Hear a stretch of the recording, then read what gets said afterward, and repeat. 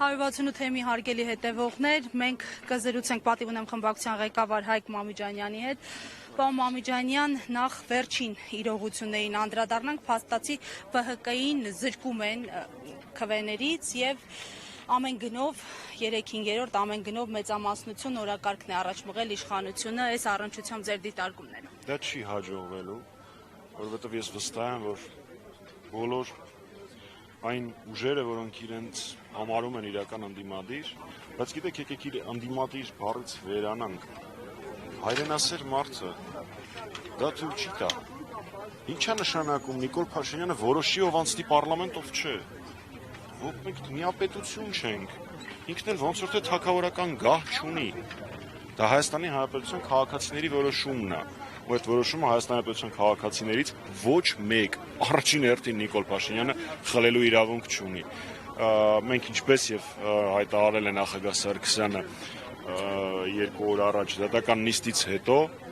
ամեն կերպ կանգնած ենք լինելու Հայաստանի Հանրապետության քաղաքացու քվեի եւ պայքարի խրամատի առաջնագծում։ Ինչպես եք տեսնում, չնայած որ նշում եք միապետություն չի Նիկոլ Փաշինյանն ներկայացնում թե թագավոր չի, բայց իրենք ըստ էության կարողանում են որոշել ինչպես անել, ինչպես վարվել։ Հիմա նաև ընդդիմադիրների արդեն նոր ձևավորվող խորհրդարանի ընդդիմադիրներին դուք ինչ եք առաջարկում։ Երկու մասով պատասխանեմ։ Ես իմ գործընկերներին եթերով խորհուրդներ չեմ տալիս, ես իմ խորհուրդները մարդկանց տալիս եմ զրույցների ժամանակ, ընդ որում նրանց ովքեր որ հարցնում են խորհուրդներ։ Բայց թե որն է ելքը պայքարն է։ Թե որն է ելքը մենք ցույց ենք տվել 8 տարի։ Ապրիլի 25-ից սկսած հանրապետական կուսակցությունը ցույց է տվել, թե որն է ելքը, եւ մենք պլաններ չունենք փոփոխելու մեր գործելավոճը, մենք պայքարի առաջնագծում ենք լինելու ամենապատասխանատու եւ ամենավտանգավոր տեղերում, որովհետեւ այլընտրանք մենք չունենք, դա մեր առաքելությունն է ու մեր կոչումը։ Պարոն Մամիջանյան, ես ձեր անկեղծությանը վերապահումով եմ մոտենում իրենց ընդդիմադիր, այսպես ներկայացնող մի շարք ուժեր, տեսանք, որ երրորդ նախագահի կողմից ձևակերպումներից մեկը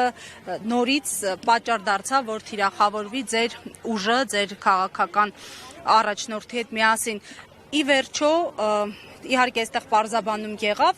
ինչու են շարունակում գեներացնել նմանատիպ խոսույթ ձեր ուժի նկատմամբ։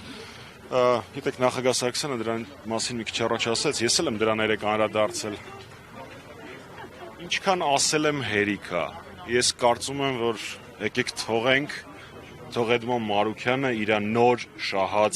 նոր տերերից շահած քաղաքական տենդերը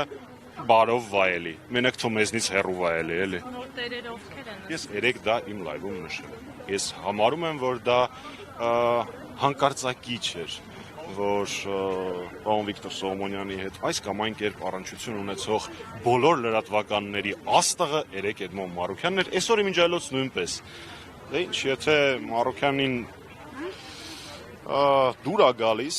քաղաքական պատրաստ չի աշխատել, ինչ անեմ, թող աշխատի։ Կանալի ձեր տեսակետը։ Հարգելի հետևողներ,